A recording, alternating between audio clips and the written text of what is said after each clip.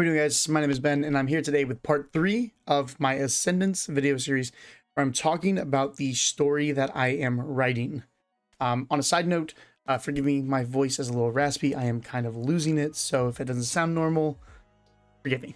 Also, if you have not watched the previous parts, I do highly recommend it, as, yeah, I'm going to be talking about stuff that you may need to know about the previous stuff I talked about, so you can understand what I'm talking about now. So anyway, today I'm going to be talking about the guild along with the bounty hunters and kind of what they're supposed to be, what they're supposed to do, stuff like that, kind of how I've crafted them to be. So after the monsters came, right, if you don't know what I'm talking about, go watch part 2. There you go. It'll I'll tell you exactly how they came. So after they came, they started to attack people. Obviously, the monsters need to attack people and consume their mana, and that's how they get stronger, right? So the monsters find someone, they consume their mana, and then once they get enough, they can evolve to the next stage. Monsters have 3 stages. They have their beta forms, which are kind of like their base forms, right? Their alpha forms, which are their second evolution, or their level 2, if you would. And then you have their omega forms, which are their like final forms. But final forms, I may have something else there, but you know, that's for a different video. So once they consume enough, they get stronger. So, and they eventually evolve. So for example, if you have the beta form of the phantom tree, the phantom, it can evolve into its alpha, which would become a wraith, and a wraith can evolve further into its omega form, which would be a reaper. So, and same thing with the other trees. All the other trees are the exact same. They all follow the same kind of core three evolution principle. And yeah, so that's what the monsters are there for. So they're going to go and consume people's mana. So this obviously wasn't a very good thing, wasn't a good look for all of the humans. So they started to train their mana and their abilities, and they turned on the monsters, which I'm calling the curse. So they're turning on the curse. And eventually it's going to go down the line, right? It's going to go down several years where some people are going to hire other people to protect them or to take out a certain monster.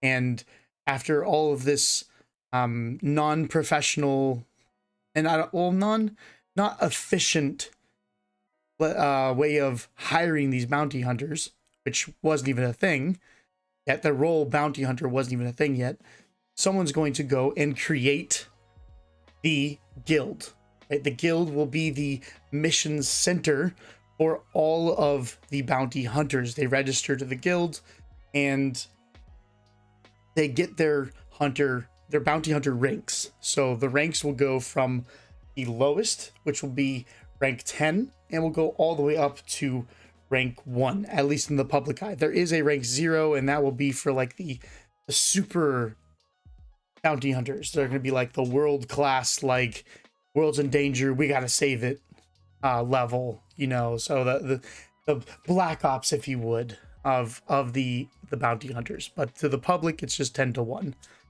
And for the missions, so the missions, what they'll be is they're going to go and say, for this example, you have someone who owns some farmland and a reaper has moved in. They're going to apply to have the reaper taken care of, right? If they knew someone, they could do a private hiring where they would be like, hey, like Timmy, I know you. Can you take care of this reaper that has been, you know, in my farmland? I need it gone so I can worry about my farm stuff. And you'd be like, yeah, sure, I'll take care of it. But if you didn't know someone, you would go to the guild and you would, you would put in the job, right? And the way that the job works is, I'm just going to throw out a random number. Say you're putting a prize of, or not a prize, a reward of 100 money, whatever I decide the money will be. You would have to pay more than 100. You'd have to pay about 110, maybe 120, and that extra bit is going to go to the guild, so the guild can be funded, because what they're doing is they're finding you a bounty hunter that will accept the mission. Well, that reward, that $100 reward, or 100 whatever I decide reward, will go to the bounty hunter upon completion. So only one bounty hunter can accept a mission at a time, by the way. So if someone goes and they claim a bounty, the bounty isn't complete, but it's closed, which means no one else can accept the bounty. And after a certain amount of time, upon not completion, it opens back up so that someone else can complete it. And then if it goes over a certain number of times, then the person who's paying for the bounty to be completed will have to increase the level of it, because obviously it's not working, right? So they're gonna have to get a higher level person, which means they're gonna have to pay more. So, because bounty hunting isn't cheap, I suppose they have to fund their weapons and all that jazz. So for the ranks of the bounties, they're gonna go in letter form, starting with E, making their way up to A, with S being the top secret. So, and it's going to be a 2-to-1 pair. So a rank 10 or 9, which would be the lowest rank hunter, would be the equivalent to like a rank E mission, right? And then it would go up. So it'd be 8-7 for D, 6-5 for C, 4-3 for B, 2-1 for A, and then like 0 and S, but no one sees that, so it's like up here, right? And the higher the level, the more the pay, but the harder the difficulty as well. So, and every bounty hunter who applies, no matter how much experience they have, they start off as a level 10, right? A level 10 being the lowest, and you have to work your way up to level 1. And the way you get promoted to higher ranks is by completing missions. So you obviously have to go and complete it, but you have to get up to a certain level so that you can do higher ranked missions, which are worth more. It's kind of like a video game. Like you can't start the game and go to the final dungeon. Like you have to work your way up to level up, and then you can go and fight it. So but that's gonna be how the bounty system works. And it's, oh man, I'm just so excited for this, because this is gonna be what we're gonna be following. This is the world job that we will be having. All of our main characters, our main story focus will be around these types of characters. So now bounty hunters, they aren't gonna be the bulk of the world.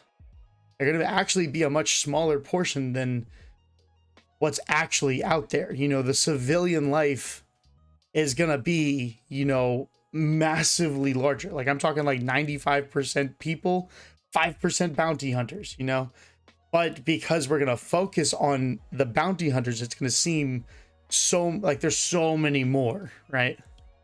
But also little teaser, if you would, the bounty hunters are going to be the only ones that can actually compete in the tournament. So it is a bounty hunter tournament. Now, whether you hunt or not, I guess it's up to you, but you have to be a certain level to compete. And there might even be like different levels in the tournament in which you're able to compete. But it's gonna be pretty cool. So, but that's it for the guild, and that's it for the bounty hunters. If you have any questions or have any concerns or anything like that, or do you want to throw me some tips, all feedback is acceptable. I want to know everything you think. If you like it, if you don't like it, the more feedback I can get, the better, so I can actually craft a really good story here. I want it to be really good. So I'm working on this as like my masterpiece. So just give me feedback, and I can't stress enough, please, if something was confusing at a certain point, timestamp. Give me the time and then give me the comment. It'd be great. And if you have any specific questions, if it's like only 1 or 2 people don't get it, I'll directly respond, which I usually do anyway. If it is a bulk, then I'll try to explain it in my next video, or a future video where I'm talking about it. But other than that, guys, thank you for watching. Appreciate you guys. Thank you for joining me on this journey and supporting. I will see you all in the next one.